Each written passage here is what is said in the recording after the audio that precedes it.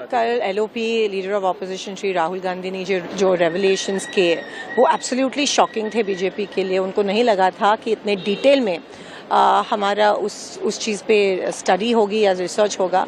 और अभी बीजेपी की उल्टी गिनती शुरू हुई है।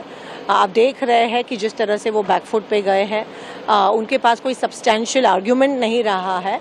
और रही बात सीएम महाराष्ट्र की, उनका तो काम ही है कि हमारे एलओपी के बारे में, हमारे नेताओं के बारे में ऐसी गलत शब्द यूज़ करते हैं। लेकिन अभी उनके पास कोई रेमेडी नहीं रही है। They have been exposed, EC has been exposed, EC and the government are working hand in glove.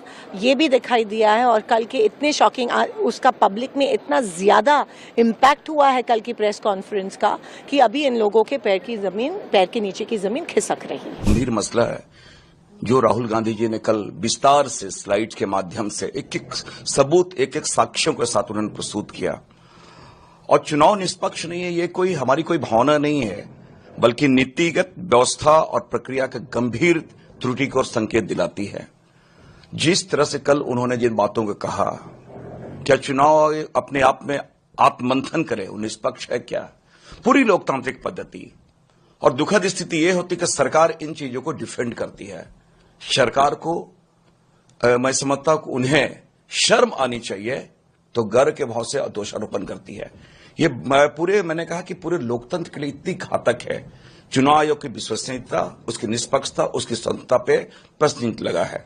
और मैं समझता हूं 3-4 बातें जो है राहुल गांधी जी ने बहुत ही विस्तार से और सूक्ष्म तरीके से उन्होंने कैसे एक घर का उन्होंने उदाहरण लिया। मैं 1-2 चीजें मैं रिपीट करना चाहता हूं। क्या एक कमरे घर में 80 लोग रह सकते हैं? बियर बार का जिन्होंने उदाहरण दिया, वहां पर 68 लोग काम कर रहे हैं।